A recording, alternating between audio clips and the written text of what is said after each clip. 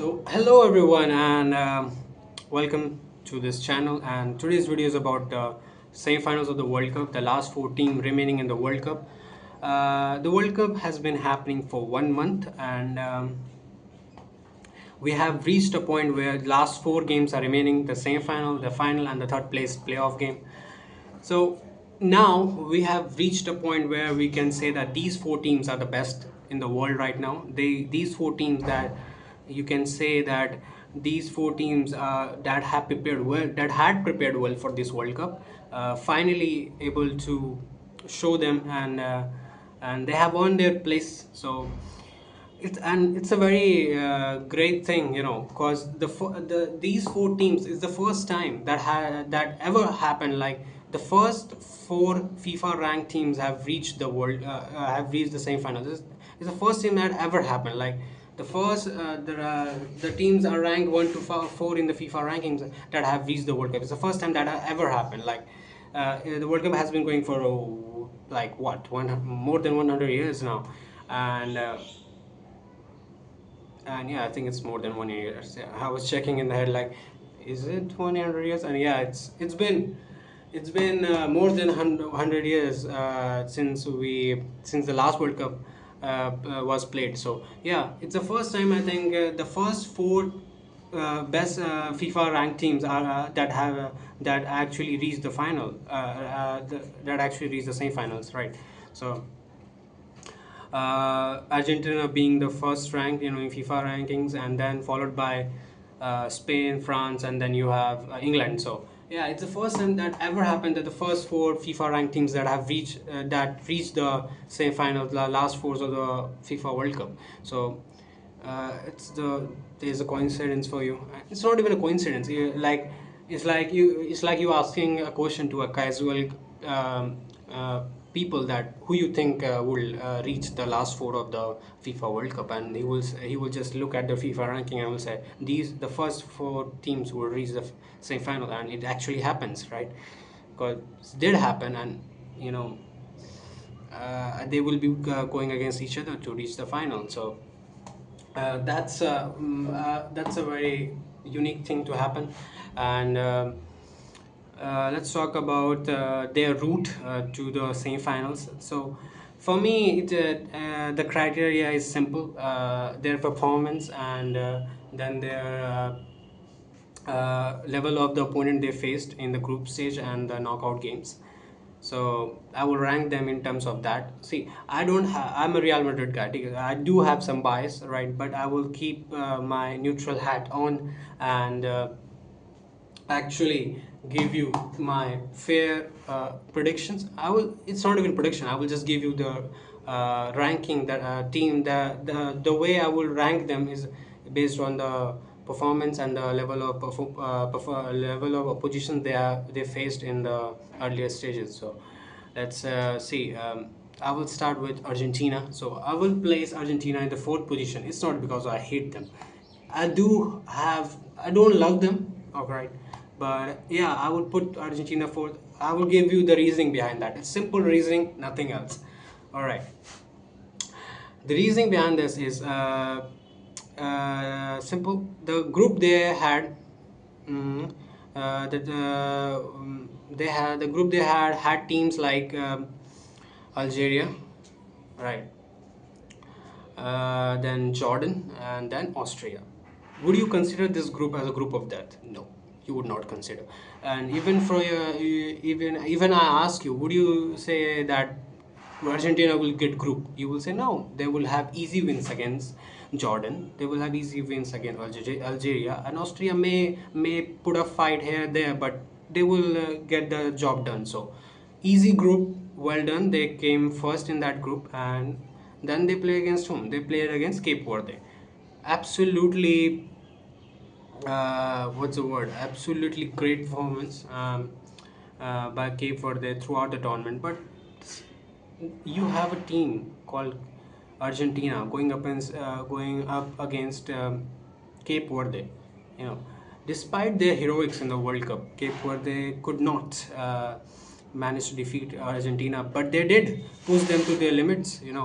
The game went to extra time. You know, the absolutely gorgeous goal scored by, I remember the guy, but the second goal, it was equalizer, and such a curve. You know, the ball actually went like this, and it was such a good goal. And see, I knew that Argentina will win this game. I was just waiting for them when they will start their thing, right? Because I knew they will win.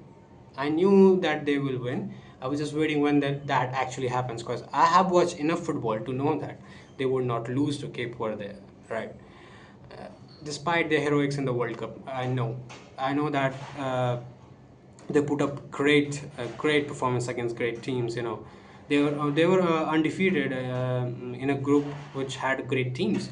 So you would think they would put up great fights and possibly cause an upset against Argentina. But I knew that Argentina are far too big to fall against, you know, Cape Verde. So then they face against Egypt, right? Egypt had the game, you know, up till like 78 minutes, and they were playing great football, and then the collapse begins. Even I knew that Argentina would not lose to them. I knew that. People were saying, you know, they have reached the point where they can take this game away from Argentina. I was like, wait, bro, at least wait. I was not even 1% sure. I was that they will defeat them, even after like what they just took the lead. You know, they doubled their lead. I wasn't sure, because I knew how things roll in football. You get one goal, you get another, and then there comes another one, and just it's just what happens. Momentum, you know, momentum is like a drug in football, and it just it just piles up. You know, it piles up in a positive way for a team that is scoring. Of course, it's piles up in a negative way for the team that is conceding. But right, so I knew that they would not lose. So in the extra time again, Argentina fall short. Sorry, Egypt fall short against Argentina, and yeah. So yeah, I will rank them fourth, and then I will rank England the third position. Decent group, right? They had Croatia in the group, so I will give them that better group than Argentina. But the teams that they played in knockouts, just not that good. All right, I think Norway, it's a very decent side, I will say that, and Norway are a very good team. They defeated Brazil. That's why I placed them in third position. The level of teams that faced are relatively better than Argentina, and then I will place Spain, and Spain had a decent group stage, and they drew to Cape Verde, and they defeated Portugal, and then they defeated Belgium, and both from last minute goals from Mikel Merino. And Mikel Merino is type of guy, you know, he's like a Ferran Torres, you know, the Barcelona one, yeah, right? So he's like a guy who has no business being this good, and he still does. He's still doing these bits. You know, he will get substituted, or he will out of nowhere he will get the goal that the team has been craving for a long time. You know, it's insane how he does that. How he has done twice. You know, against Portugal, then against Belgium. It's just insane. I know everyone is having a very nil-nil game, and then you substitute Mikel Merino, and there you have it, a goal. So and Spain wins. It's crazy that Mikel Merino has made Yamal, you know, the star of Spain, the less of a headline than and him being the front and center of the headlines. Right? It's crazy things are happening. And then I will rate France, and they are the better team. I think they played against great teams. They played against Senegal, the champions of Africa, for me at least on the field.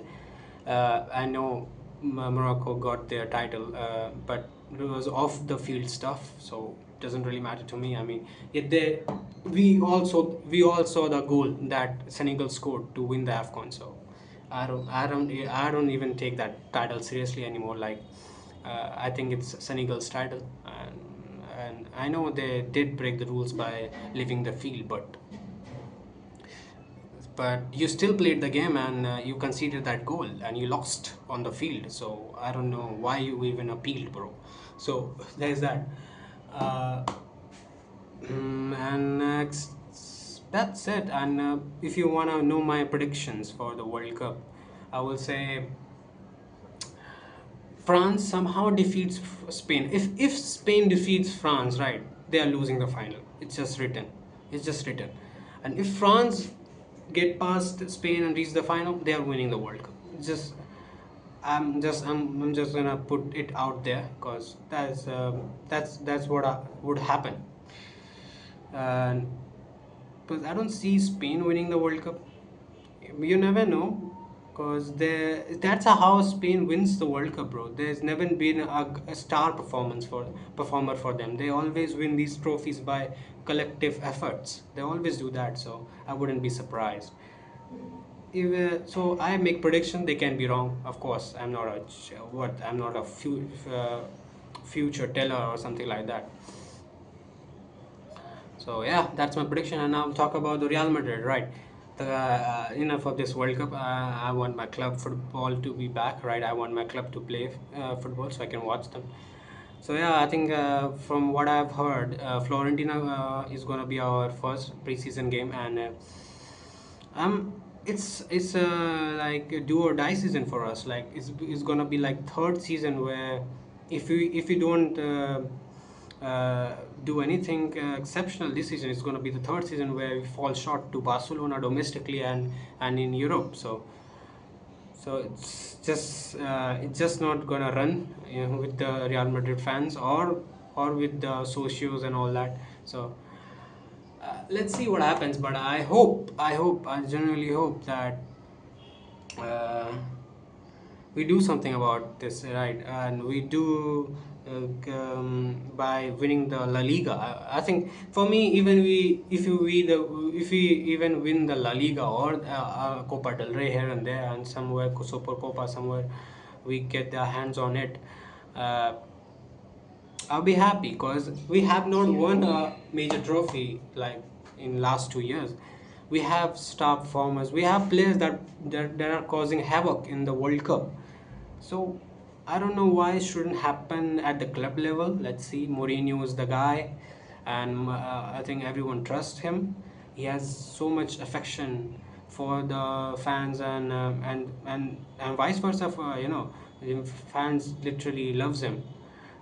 Fans really like his character, Mourinho, and the players he has brought on. Like I don't know about Bernardo. I don't see. I think he's past his prime. But I guess if you want possession football, he's that kind of a player. And um, let's see now what happens, right? And then you have Denzel Dumfries. I think he's a very good player for he used to be a great player for Inter. And then we have Konaté. I think we have done another Rudiger. Like, everyone thought Rudiger was not good, and Chelsea sold it to Real Madrid, and Real Madrid got it for free, and it was a great investment. And it's not even an investment; they got it for free. It was a great decision, and we got a great defender. I hope the same thing happens with Konate. And Cucurella is type of a guy, like he will give everything on the field, and that's what you want. You know, he will do the dirty work, and that's what you want actually. In this team, everyone is like a prima donna, and don't wanna do the things they are not supposed to do. I think you want someone who is like, what, I'm gonna do this. Then I'm gonna go home, because yeah, I just want to do the job, like, Roy Keane type characters. I think Cucurella is that kind of a guy that will do the job, dirty job, dirty work, and he will fight for every ball, every second ball. And he may not be physically that robust, but he's very, very, what's the word, he's very stubborn, and Let's see what he brings on the table for Real Madrid. I'm very excited for this season. Just want to see how things align for the club, and it can go bad. In club football, you never know. When we signed Mbappe, I thought like we're gonna stat pad UCL and La Liga. Didn't happen. That's what makes the football the great sport that it is. So yeah, let's see how it goes for Real Madrid, and I will make videos about Real Madrid from now on because that's my club. I will post about club football. I don't know if these semi-finals lived up to the hype. I would make videos about them, maybe a review here and there. But if they don't, I would not, because I watch football for having fun. It's not about that I know more than you and you know more than me, and it's not that I have to watch every game. Like if it is any fun, I will watch it. If it isn't, so there's no point. So, like if you stop watching football, it means that it doesn't excites you anymore, and it's okay, because I have same thing happened with cricket. Like I used to like a lot. I used to watch a lot of cricket. Now I don't, because it doesn't excites me. It doesn't teaches me anything new. It doesn't do anything for me. So I play a lot of cricket. So even today I played cricket. So is playing and watching has become two different things now. So it's okay. When you get bored of cricket or any other sport, you should be not like that. You have lost the spark. It's just because that thing has uh,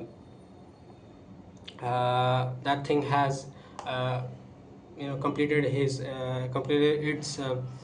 journey with you, and it's okay. So yeah, until then, bye, and I will see you in the next video.